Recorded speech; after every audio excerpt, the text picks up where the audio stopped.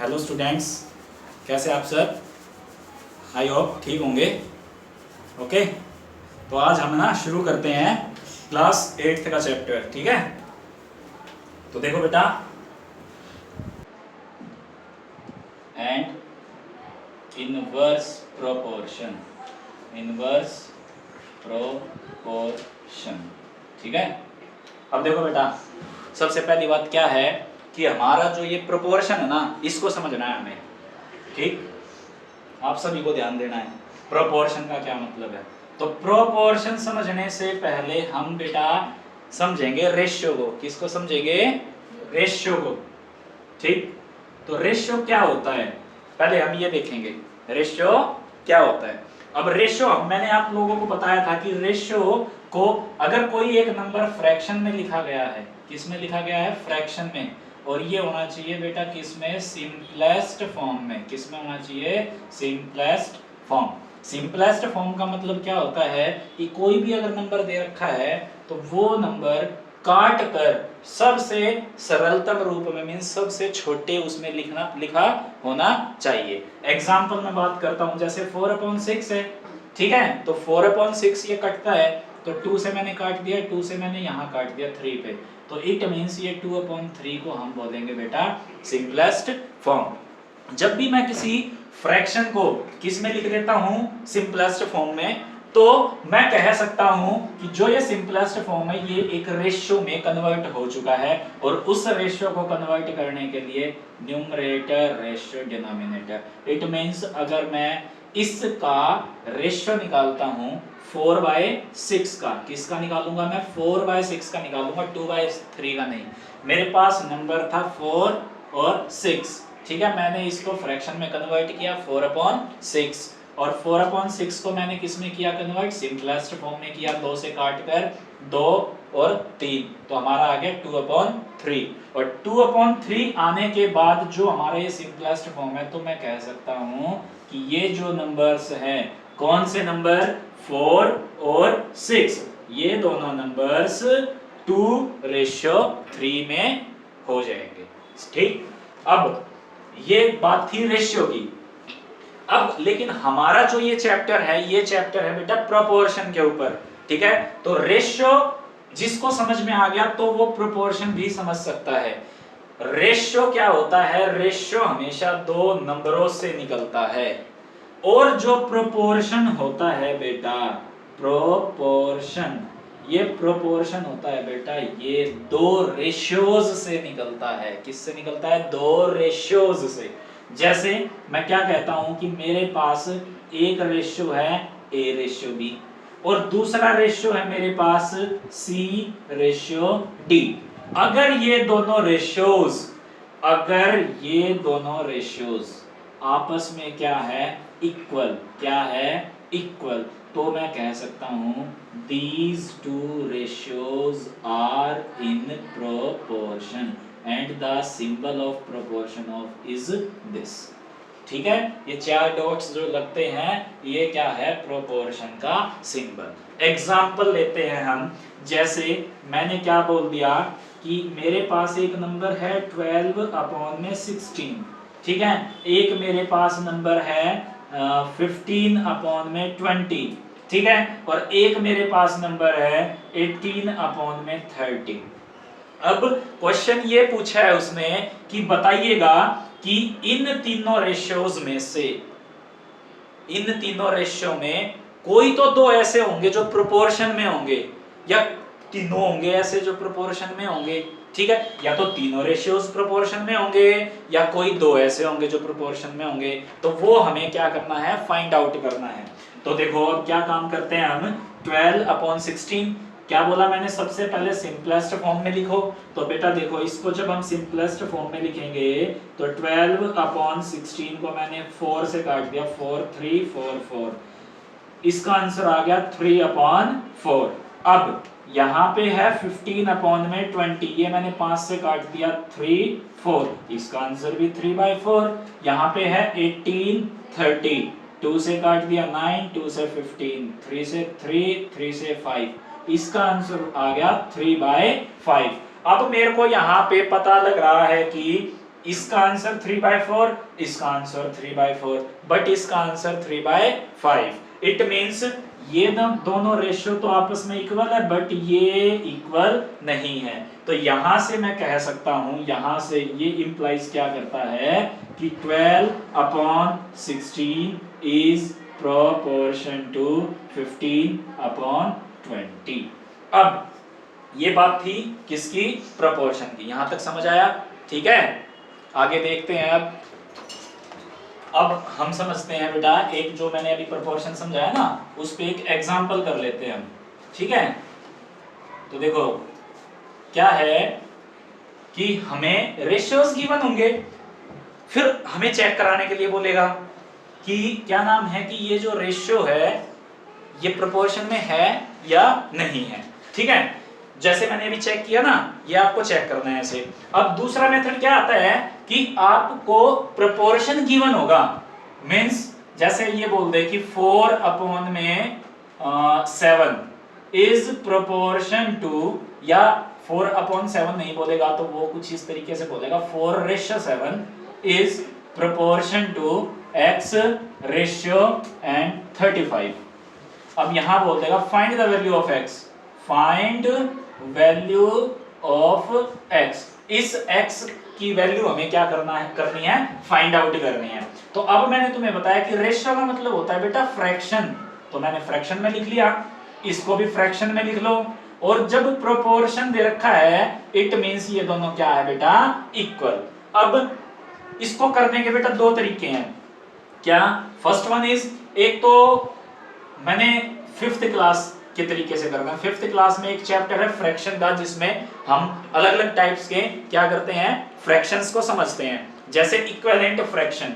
ठीक है, equivalent fraction का मतलब क्या होता है कि इस फ्रैक्शन की वैल्यू इस फ्रैक्शन के इक्वल होती है, और यही बात इसके थ्रू भी बताई गई है। तो इसमें हम क्या काम करते हैं, जैसे मैं लिख लेता हूं 4/7 is equals to x/35। Okay, अब मेरे को x की वैल्यू फाइंड आउट करनी है ना, तो दूसरे वाले को ले लो। अब x न्यूमरेटर में है तो डिनोमिनेटर को उठा लो। अब देखो यहाँ 7 से 35 पे जाना है, तो इट मींस ये 7 को मल्टीप्लाई किया गया है कितने से, 5 से। इट मींस कि ऊपर वाला भी सेम नंबर से मल्टीप्लाई, क्यों? क्योंकि जब भी मेरे पास क्या होता है, एक फ्रैक्शन होता है, तो देखो जैसे मैंने एक पीछे एग्जांपल दिया था 4/6, अगर मैं इस नंबर को 2 से डिवाइड करता हूं, तो मैंने बताया था कि जब ऊपर डिवाइड करते हैं तो नीचे भी डिवाइड 2 से ही करेंगे। तो यही काम हम इसमें करेंगे, चाहे डिवाइड हो चाहे मल्टीप्लाई हो, इक्वल रहना चाहिए हमारे पास फ्रैक्शन। इट मींस अगर मैंने नीचे 5 से मल्टीप्लाई किया है तो ऊपर भी मैं 5 से मल्टीप्लाई करूंगा, तो 4×5 = 20। इट मींस x की वैल्यू 20। हमारा जो मेन मेथड है इस चैप्टर में इसी टाइप से करना है। ठीक है, दूसरा एक ये भी है जो अब हम आगे मेथड्स पढ़ेंगे, डायरेक्ट मेथड पढ़ेंगे, इनडायरेक्ट मेथड पढ़ेंगे। तो उसमें क्या काम है, 4/7 is equals to x/35।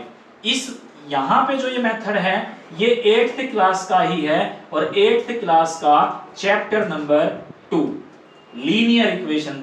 7th में भी है एक सिंपल इक्वेशन और 8th में भी है एक लीनियर इक्वेशन। तो दोनों क्लासेस के बेस पे हम x की वैल्यू फाइंड आउट करेंगे। अब मैंने बताया था जब x की वैल्यू को फाइंड आउट करते हैं तो x अकेला इधर रखते हैं, बाकी सभी नंबर्स दूसरी तरफ। अब यहाँ पे ये जो 35 है बेटा, ये है डिनोमिनेटर में, मींस ये डिवाइड हो रहा है। ठीक है, तो दूसरी तरफ जब ये जाएगा तो वहां जाके ये मल्टीप्लाई की फॉर्म में आ जाएगा, और इधर अकेला क्या बच जाएगा, x। तो 7 से कट गया 1, 7 से कट गया 5, एंड 5×4 = 20। इट मींस x की वैल्यू हमारी क्या आ गई, 20। तो ये मेरे ख्याल से ये समझ आ गया है सब लोगों को। ठीक है, तो इसके बाद इसको एक बार उतार लो, इसके बाद हम क्या करते हैं, नेक्स्ट मेथड। तो बेटा देखो अब हम अपना टॉपिक शुरू करते हैं। जो हमारा मेथड है वो क्या है, डायरेक्ट एंड इनवर्स प्रोपोर्शन। ठीक है, तो देखो बेटा प्रोपोर्शन दो तरीके के होते हैं, एक डायरेक्ट होता है और एक होता है बेटा इनवर्स। मैं दोनों को पहले तो समझाऊंगा कि ये दोनों मेथड्स होते क्या है। ठीक है। फिर उसके बाद हम कैसे इनकी वैल्यूज को निकालते हैं, फाइंड आउट करते हैं। तो देखो एक एग्जांपल ले लेता हूं मैं। मेरे पास 10 रुपीज है, मैंने इसकी टॉफी परचेज की है, बाय की है, और टॉफी आई है 50, ठीक है। अब मैं एक काम करता हूं, मैं अपने पैसे को बढ़ा देता हूं, थोड़ा सा इंक्रीमेंट कर देता हूं, 25 रुपए हो गए मेरे पास। अच्छा, एक कंडीशन में मैं क्या काम करता हूं कि मैं अपने पैसे को घटा देता हूं, मेरे पास 2 रुपए हो गए। अब आंसर क्या होगा वो हमें नहीं पता करना, अभी जो कंसेप्ट सीखना है ना वो उस पर ध्यान देते हैं। जब मैंने अपने पैसे बढ़ाए तो मेरी जो टॉफीज होंगी उस पे क्या फर्क पड़ेगा, जब मैंने अपने पैसे घटाए तो जो मेरी टॉफीज होंगी उस पे क्या फर्क पड़ेगा। तो देखो जब मैं पैसे बढ़ा रहा हूं तो सीधी सी बात है, ज्यादा पैसे होंगे तो ज्यादा टॉफीज आएंगी। इट मींस पहले अगर वो 50 टॉफी आ रही थी तो अब की बार वो 50 से ज्यादा टॉफी आएंगी। ये बात क्लियर हुई। अगली बात, जब मेरे पैसे कम हो गए तो इट मींस कि मेरी जो टॉफीज हैं वो 50 से कम होंगी। ये बात भी समझ आई।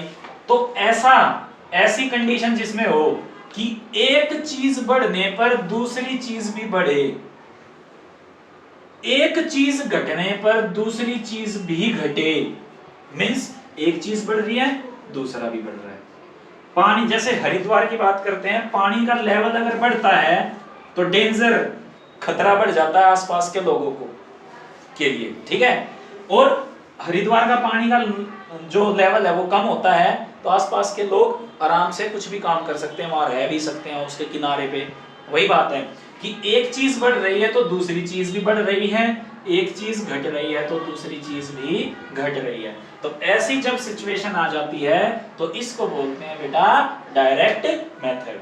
अब दूसरी कंडीशन क्या आती है कि एक चीज बढ़े, एक चीज क्या हो जाए, बढ़ जाए, और दूसरी चीज क्या हो जाए, घट जाए, या फिर एक चीज घट जाए और दूसरी चीज बढ़ जाए।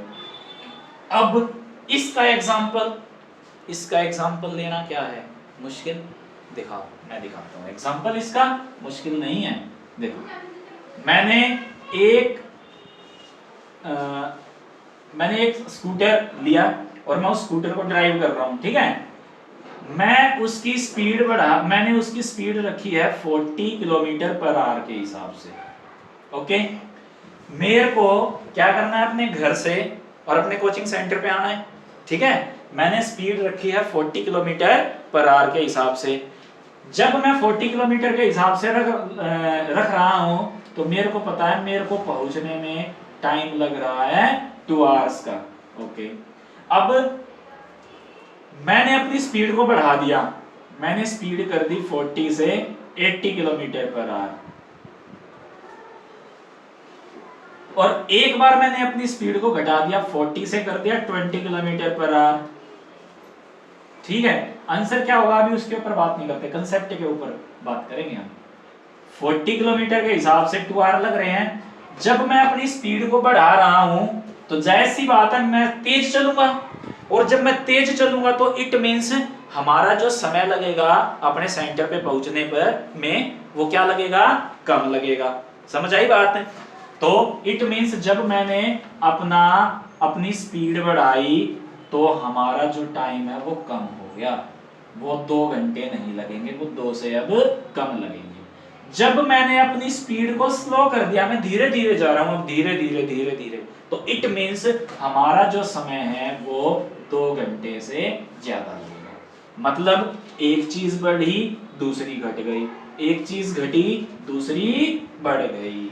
ये बात हुई क्लियर? अब बात क्या करते हैं कि हमें एक टेबल गिवन होगी, अगर टेबल गिवन नहीं होगी तो हमें टेबल बनानी पड़ेगी। अब टेबल बनेगी बेटा, आपको मैं बता देता हूं, टेबल ऐसे बनानी है आप लोगों को, हॉरिजॉन्टली, वर्टिकली नहीं बनानी। एक टेबल इस टाइप से बनती है, ये वाली टाइप टेबल आपको नहीं बनानी। आपको बनानी है क्या, हॉरिजॉन्टली टेबल। हॉरिजॉन्टली थोड़ी बड़ी बना देता हूं मैं। तो देखो अब मेरे पास ये टेबल है, ओके। अब मैं क्या काम करता हूं, मैं यहाँ पे लिख देता हूं पेट्रोल इन लीटर। पेट्रोल है, क्वांटिटी है लीटर में, और यहाँ पे मैं लिख देता हूँ बेटा डिस्टेंस इन किलोमीटर। किलोमीटर में क्या है, डिस्टेंस है अपनी। अब मैं क्या कहता हूँ कि मेरे 2 लीटर में और 70 किलोमीटर कोई भी व्हीकल है वो चलता है। आई बात समझ में। अब मैं क्या कहता हूँ यहाँ कि मेरे को 105 किलोमीटर चलाना है, पेट्रोल कितना चाहिए। एक है मेरे को 15 लीटर पेट्रोल दे रखा है, कितनी डिस्टेंस कवर करेगा। अब सीधी सी बात है, अब हमें मान के चलते हैं, पहली बात तो ये गिवन होगा कि ये डायरेक्ट में है या इनवर्स में है। दूसरी बात अगर नहीं पता तो देखो सिंपल बात है, मेरे को पता है कि अगर पेट्रोल बढ़ेगा तो डिस्टेंस भी बढ़ेगी, और पेट्रोल घटेगा तो डिस्टेंस घटेगी, क्योंकि जितना ज्यादा पेट्रोल अपनी बाइक में होगा बाइक उतनी ज्यादा चलेगी, और जितना कम पेट्रोल होगा डिस्टेंस उतनी ही कम रहेगी। इट मींस ये क्या है, एक चीज बढ़ाई तो दूसरी बढ़ रही है, एक चीज घटाई तो दूसरी घट रही है। तो ये डायरेक्ट में है इनवर्स में है, ये है डायरेक्ट में। तो अब डायरेक्ट का जो फॉर्मूला होता है ना बेटा, डायरेक्ट का फॉर्मूला बता देता हूं मैं आप लोगों को। एग्जांपल लेट कर लेते हैं, ये दोनों फ्रैक्शन में है, x1 y1, और ये भी फ्रैक्शन में है, x2 y2। समझ आई। जब ऐसी सिचुएशन हो जाती है, क्या आ जाती है ऐसी सिचुएशन कि टेबल मेरे को इस फॉर्म में दे रखी है, ये फॉर्म है, ठीक है। यहाँ पे ये कुछ भी हो सकता है, यहाँ पे ये कुछ भी हो सकता है। जैसे ये है, ये x1 ये y1 ये x2 ये y2 ये x3 ये y3, इस फॉर्म में ये टेबल दे दी। तो हमें 2 नंबरों से हम क्या करते हैं, 2 रेशियोज को कंपेयर करते हैं ना प्रोपोर्शन के लिए। तो अब हम क्या काम करेंगे कि हमारा जो लिखने का तरीका है डायरेक्ट मेथड में, डायरेक्ट फॉर्मूले में, वो होता है बेटा x1 अपॉन में y1 is equals to x2 upon y2। Okay, ये हमारा क्या है, डायरेक्ट मेथड। एग्जांपल अब इसकी बात करते हैं, हमें निकालना है x, हमें रेशियो गिवन क्या है, ये दोनों रेशियो को गिवन है। इट मींस हमारा हो जाएगा 2 अपॉन में 70 is equals to x upon में 105। ठीक है। नाउ x की वैल्यू निकालनी है, तो 105 को उधर लेके जाएंगे तो मल्टीप्लाई हो जाएगा, अपॉन में 70 इज इक्वल्स टू x। 2 से काट दिया 35, 35 से काट दिया 3, तो x की वैल्यू आ गई 3। ओके, नाउ सेकंड वन, अब 2 upon 70 is equals to 15 upon y। अब y डिवाइड में है, उधर जाएगा तो मल्टीप्लाई हो जाएगा, ठीक है। और इधर 70 डिवाइड में है, उधर जाएगा तो मल्टीप्लाई हो जाएगा। अब y की वैल्यू के लिए 15 मल्टीप्लाई 70 अपॉन 2, 2 से काट दिया 35, 15 से मल्टीप्लाई कर दिया तो 15 5 जा 75, 7, 15 3 जा 45 और 7 52। तो मेरे ख्याल से ये बात समझ आई कि जब भी हम डायरेक्ट मेथड करते हैं तो डायरेक्ट मेथड में जो ये रेशियो होता है, ये रेशियो होता है, ये रेशियो होता है, तो डायरेक्ट मेथड में दोनों रेशियोज आपस में इक्वल होते हैं। तो हमारा जो मेन फॉर्मूला होता है डायरेक्ट मेथड का, वो होता है बेटा ये हमारा डायरेक्ट मेथड होता है। क्या होता है, डायरेक्ट मेथड। तो इसको उतारो, अब फिर हम इनवर्स मेथड करते हैं। अब करते हैं बेटा हम बात किसकी, इनवर्स मेथड की है। तो देखो डायरेक्ट मेथड को समझ आ गया कि एक चीज बढ़े दूसरी भी बढ़े, एक घटे दूसरी घटे। अब इनवर्स की बात करते हैं, तो एक चीज बढ़े दूसरी घटे, एक घटे दूसरी बढ़े, ठीक है। तो इसमें भी टेबल वही। अब देखो उसमें जो फॉर्मूला था बेटा वो क्या था, जैसे हमारे को ये टेबल दे रखी है, द टेबल इज गिवन, यहाँ पे x1, यहाँ पे y1, यहाँ पे x2, यहाँ पे y2, ये कोई भी चीज है, ये कोई भी चीज, जैसे ये रुपीस है, ये नंबर ऑफ आइटम्स है, कुछ भी जितने ज्यादा पैसे उतने ज्यादा आइटम्स हो जाएंगे, मींस ये बढ़ेगा, ये x1 से अगर ये बढ़ा है तो सीधी सी बात है पैसे बढ़े हैं तो आइटम भी बढ़ेंगे, तो इट मींस ये डायरेक्ट मेथड है। अगर ये माइनस होता तो ये भी माइनस हो जाता। तो इसका जो मैंने फॉर्मूला बताया था वो आप लोगों को बताया था कि इसका रेशियो और इसका रेशियो ये दोनों आपस में क्या होते हैं, इक्वल। लेकिन बात करते हैं अब किसकी, इनवर्स मेथड की। मैं एक टेबल ले लेता हूं बेटा इनवर्स मेथड में, इसमें भी कोई ज्यादा बड़ी बात नहीं है, ये भी बिल्कुल वेरी वेरी सिंपल है ये। तो मैं जनरली एक बता देता हूं आपको, ये x1, ये y1, ये x2 और ये y2। जैसे मैं यहाँ पे बोल देता हूँ बेटा फूड, ये मैंने फूड बोल दिया, किसमें, केजी में है, और यहाँ पे मैंने बोल दिया नंबर ऑफ पर्सन। जरा ध्यान देना, अब मेरे पास खाना है, अगर मेरे पास x1 केजी खाना है तो y1 आदमी उसको खाते हैं। अगर मैं खाने को क्या कर देता हूं, अरे सॉरी नहीं, ये मैंने गलत ले लिया एग्जांपल, यहाँ नंबर ऑफ डेज। अब मैं क्या कहता हूं, मेरे पास फूड है और वो कितना है, 20 केजी है, ये फिक्स है हमारा, ये वाला जो है ये फिक्स है कि हमारा जो फूड है वो 20 केजी है।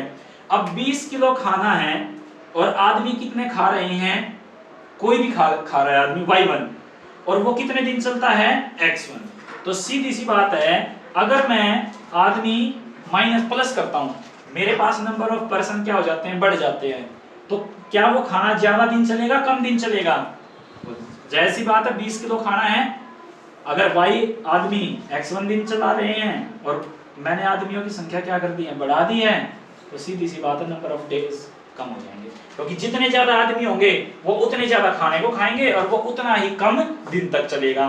दूसरी कंडीशन क्या आती है बेटा, दूसरी कंडीशन आती है, अगर मैं आदमियों की संख्या कम कर देता हूँ, 20 आदमी थे, अब 10 आदमी ही रह गए हैं, कुछ आदमी बीमार हो गए, कुछ अपने घर चले गए, ठीक है, तो सीधी सी बात है कि जब मेरे पास आदमियों की संख्या कम हो जाएगी तो खाना मेरा ज्यादा दिनों तक चलेगा। मींस एक प्लस हो रहा था तो एक माइनस हो रहा था तो एक प्लस। तो जब ऐसी सिचुएशन आ जाती है, ऐसी कंडीशन आ जाती है, तो इसका फॉर्मूला क्या होता है, उसमें मैंने क्या बताया था आपको, x1 अपॉन में y1 था ना बेटा, तो यहाँ पे x1 मल्टीप्लाई y1 करना, क्योंकि इनवर्स माने उल्टा, तो इसमें मैंने डिवाइड किया था, तो यहाँ पे इनवर्स क्या होता है, उल्टा, तो इट मींस डिवाइड की जगह पे यहाँ पे क्या आ जाएगा, मल्टीप्लाई।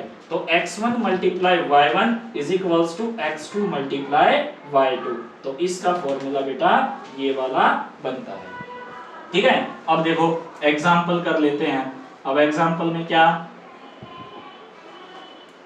यही ले लेते हैं हम, जैसे मेरे पास फूड है, फूड कितना है मेरे पास, 50 केजी है, ठीक है, और यहाँ पे मैंने लिख लिया नंबर ऑफ पर्सन, लिख लिया ऊपर, यहाँ पे मैंने लिख लिया नंबर ऑफ डेज, मेरे पास 20 आदमी थे, 40 दिनों तक खा रहे थे, यहाँ पे 10 आदमी रह गए, कितने दिनों तक खाएंगे, ठीक है, यहाँ पे मेरे पास खाना जो है वो 20 दिन चलना चाहिए, तो कितने आदमी होंगे। अब मेरे को पता है कि जितने ज़्यादा आदमी, अब आदमी अगर यहाँ पे कम हो रहे हैं तो सीधी सी बात है दिन ज़्यादा हो जाएंगे, क्योंकि कम खाने वाले होंगे तो खाना ज़्यादा दिन तक चलेगा।